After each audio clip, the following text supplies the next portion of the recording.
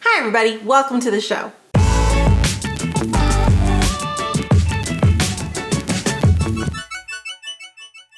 Hello everyone, welcome back to our channel. My name is Amanda. This is Raising A to Z. It is a YouTube channel all about homeschooling. And today we're talking about something that happens to a lot of homeschoolers, especially around this time of year. A lot of people hit a slump when it comes to their homeschooling. And today we're going to talk about what you can do when a slump hits. But before I start, can you take a second and click subscribe if you like this video and this channel to follow along, and make sure you hit the bell so that you get notifications every time we put out a new video, which is pretty much every Monday. And now let's jump into our question all about how to beat a slump. First off, slumps are super normal. There are certain times of the year where slumps tend to be more common. January and February are very common months to have a slump, as is November. There's a lot of reasons why having a slump happens, especially those months. It tends to be months where it's cold, the weather isn't great, it's gray outside. Especially here in Canada, we're often quite restricted to the house at certain times because it is like super cold where we live. Other reasons is like for January is a hard month for a lot of people coming off of Christmas because you've done so much, we've been living in the Christmas high for so long that coming back is kind of like crashing down to reality. And so getting back into homeschooling or like just getting into your routine can be really tricky for a lot of people. Regardless, a slump can hit any time of the year. It can hit anybody, and it can hit for a variety of reasons. Some people just burn out. Some people are dealing with like sickness after sickness after sickness. If you have a cold that runs through your whole family, it could be a couple of weeks where you guys just really aren't into homeschooling, which is totally okay, but getting back into it can be really difficult. So there's lots of reasons why you might hit a slump in your homeschooling. And I just want to say, number one, most important thing, that's okay. It is not the end of the world. Your kids are not going to miss out on life or fail at being good human beings just because you hit a homeschool slump. It is normal, it is okay, and everyone will be fine. The best way to beat a slump is to prevent one if you can. Sometimes it is unpreventable, like if you've had a round of sickness go through your house for a couple weeks, there's not really much you can do about that. But if you can, there are certain things that you can try to do, especially if you find that you tend to slump at the same time every year. That's something to pay attention to. When we first started homeschooling, January was really hard on us. Like it hit us like a ton of bricks. Especially I think since we don't homeschool in December, we do a lot of other festive things. So December is really high energy, very high intensity month for us. And then coming back into homeschooling in January, the post-holiday crash really hit us. And we had like a good solid 4 or 5 weeks before we really got back in the swing of things. But I also like took a moment to make a note of that in my planner. I'm a big planner fan. And I made a note that that's what happened. Like January was a really tough month for us homeschooling wise. So when it came time to kind of plan out my year, the next year I had a note in my planner, a section where I kind of look at what worked well, what didn't work well, little notes that I needed to make. And I went back and I checked that area in my planner and paid attention to the fact that January was a hard month for us. So going forward, when I planned my next year, I paid particular attention to making sure that I had something that was really fun and engaging and something that would be like really exciting for us. Probably like the most exciting thing that I could figure out or that we were interested in, and throw it into January, so that going back into homeschooling was really exciting, not only for me, but for the kids as well. So for me, I like to do unit studies, and for that just meant that when it came to January, I picked a unit study that I thought would be super engaging and that would really capture my kids' attention and their interest. And there's lots of things you can do. You could do like I said, you can do a really exciting unit study. Right now we're doing a little scientist unit, and so we're doing lots of like hands-on activities, science experiments, and reading about a lot of famous scientists and biographies, and it's really, really exciting. Our kids are super into it, and it is keeping our January flowing. Like it is just every day, it's like, so what are we going to do today, Mom? Are we going to get into our stuff? Are we going to do an experiment? And it's much easier to keep going when you see how excited they are. Last year we did an author study. So I picked the books of Barbara Reid, who is a Canadian author, and she specializes in plasticine illustrations. And so we did the works of Barbara Reid. So she does mostly illustrations. So we looked at all of her illustrations, but she does have some books that she's done. We read those. And so we read all these books. We also made Play-Doh. We did our own plasticine, little Play-Doh art. And so it was a really highly engaging unit for all of us.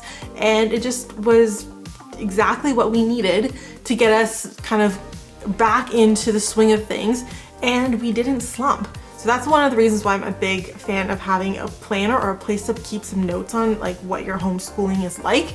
Because that way, if you start to notice that like, yeah, November is a really hard month for us, or January is, then it's a really easy fix is to, you know, throw something in there that is really gonna make it more energetic and high energy and exciting for you and for the kids. So being aware of what's gonna happen and that this is a time of year when you tend to slump or you tend to have a harder time dealing with homeschooling, being aware just makes it a little bit easier so that you can take some steps to kind of try to prevent it. So like I said, we like to do the unit study. Some people try to do a challenge, like read so many books in the month or get outside every day. Trying to find something that is just gonna really energize you and invigorate everybody in your household. Being honest, sometimes a slump hits and there's nothing you can do to prevent it, or maybe you're like, this video is a little bit too late for you and you're already in a slump. What do? I say that there's 5 things that you can do when you hit a slump to kind of get yourself out of it, okay? Number 1, you wanna recognize it. I think a lot of people go through their homeschooling and it's a struggle, it's a fight, everyone's tired and exhausted, and it's just, it feels so not great and it's wrong, and they just keep pushing through, and when that happens, you're getting yourself into like burnout. The best thing you can do is recognize, okay, this is what it is. It is a slump and I need to do something about it. That's the best thing you can do, is recognize what's actually happening and take that, you know, take that realization and do something about it. Number 2, you wanna regroup. If you hit a slump, I recommend you take at least a week and just regroup. Make sure everyone gets to catch up on their sleep, which maybe means you have a nap day or a movie day. Try to get, everyone goes to bed early for a couple of days. Take some time, maybe tidy up some spaces. Sometimes that's part of the slump, is there's just mess everywhere.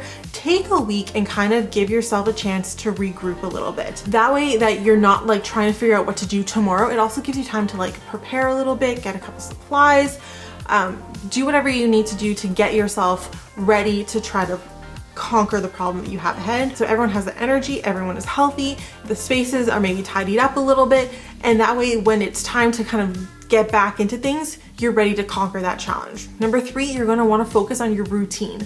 A lot of stress for us, and when we kind of fall into these slumps, things kind of go to the wayside. People who our kids haven't been sleeping well, they've been up at all hours, we're doing breakfast or lunch or dinner at weird times, we're not following what is our typical routine or like the rhythm of our family.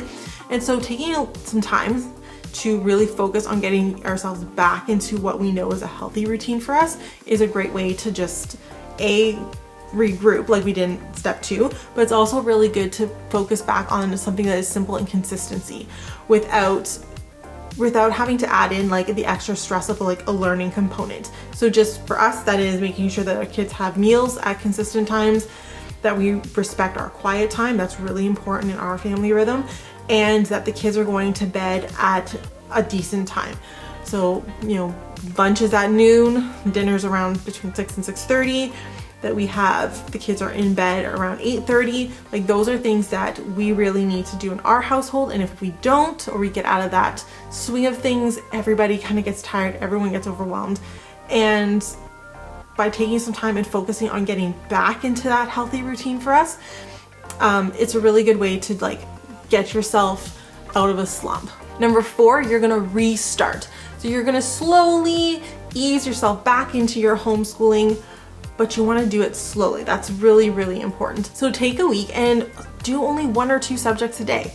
And maybe even pick the subjects your kids like the most, the ones that they're gonna give you the least amount of hard time about starting up, and really focus on those ones. You don't wanna rush back in and do a whole bunch of subjects because then you're going to feel A, overwhelmed because you haven't been doing anything for a little while, and B, it's very easy to get into the feeling and fear that you are behind or you're overwhelmed. So by just starting with like 1 or 2 subjects, you're kind of, like I said, easing yourself into it.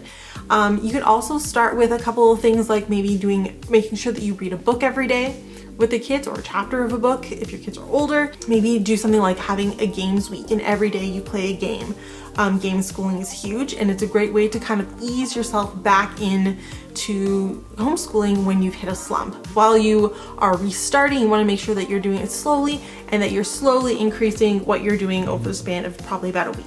Number 5, lastly, you want to relax. Like I said at the beginning of this video, your kids are going to be okay. Having a slump is normal. Having a slump is just part of life. Every homeschooler has slumps, and you don't need to feel guilty. You don't need to feel bad or like a terrible homeschooler. Having a slump does not reflect on you that you are failing your children, and that your kids are going to be absolutely fine at the end of it. Slumps happen, it is normal, and you stressing about it is not going to help. So just take a couple minutes, relax, refocus, regroup, and everything will be okay. Slumps are normal, but if you can prevent one, that's great. And if not, you can easily get out of one. It just takes getting a little bit of excitement and slowly easing yourself back into something. If you like this video, again, make sure that you subscribe and you click the bell to get notifications when we put out new videos. And then you can follow us on Instagram and Facebook, and we're now on TikTok. So if you want to see what we're doing on a regular basis and watch us be kind of crazy, you can do that there. So thank you so much, and we'll see you guys next week. Bye.